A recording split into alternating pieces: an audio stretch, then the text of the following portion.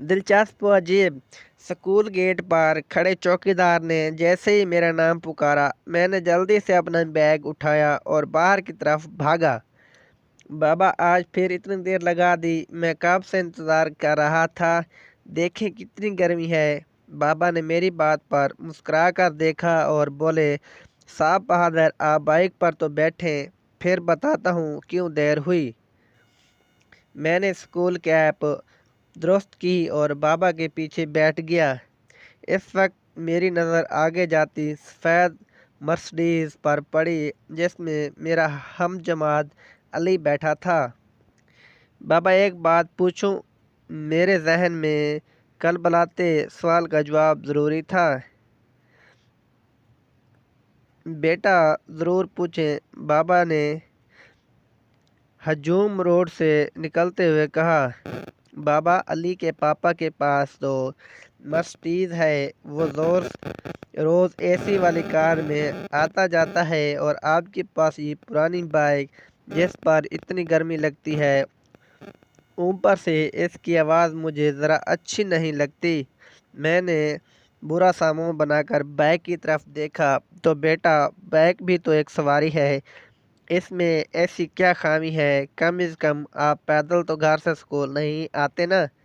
बाबा ने नरम लहजे में मुझे समझाया। लेकिन इसमें एसी तो नहीं ना। मैं बज़द था। बेटा, ये तो खुदा की तकसीम है, वो जिसको चाहे जितना दे। हमें हर हाल में इसका शुक्रगुजार रहना चाहिए, बाबा ने जवाब दिया। तो बाबा, अल्लाह ताला हमें मर्सिडीज़ क्यों नहीं देता? हमारा घर साथ वाले अंकल के घर जैसा बड़ा क्यों नहीं? अल्लाह ताला हर चीज़ दूसरों को क्यों देते हैं? महल्ले मुझे हर सवाल का जवाब दरकार था। मैं मज़ीद भी पूछता, लेकिन अचानक मोटरसाइकिल रोक गया। नीचे उतरो, बाबा ने मुझे कहा। मैंने हैरानी से आसपास देखा। जहाँ कुछ फासले पर नई सड़क बन रही थी। यहाँ क्यों उतरे बाबा? मुझे तो पहले अपनी प्यास लग रही है, ऊपर से इतनी धूप।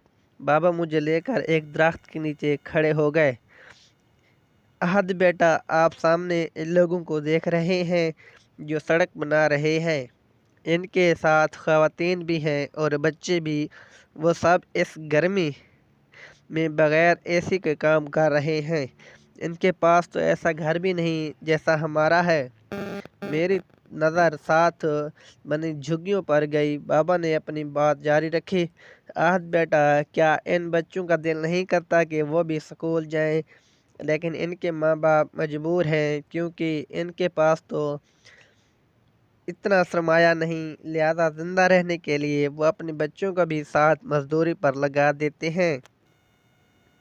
आप अगर अपने से ऊपर लोगों पर निगाह डालोगे तो अपना आप हमेशा छोटा लगेगा, लेकिन अपने से नीचे देखो तो अपना आप बहुत बुलंद नज़र आएगा।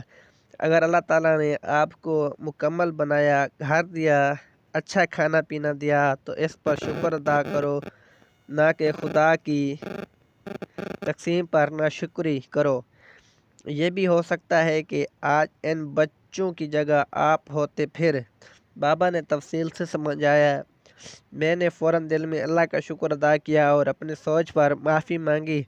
वाकई इस ज़ात की तकसीम में मुसलत होती है।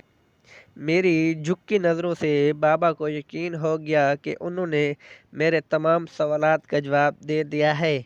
बस बेटा, हर हाल में शुक्र अदा करते रहो, क्योंकि ऐसे ही लोग अल्लाह ताला के नज़दीक मकबूल हैं। दुनिया की नज़र में इनके पास कुछ नहीं, मगर आखिरत में इनके सब्र पर इन्हें बुलंद दर्जात दिए जाएंगे, जहाँ हमेशा रहना है। बाबा ने मेरा हाथ पकड़ा और वापसी के लिए चल पड़े। मेरा दिल भी अभी तक अल्लाह ताला का शुक्र अदा कर रहा है।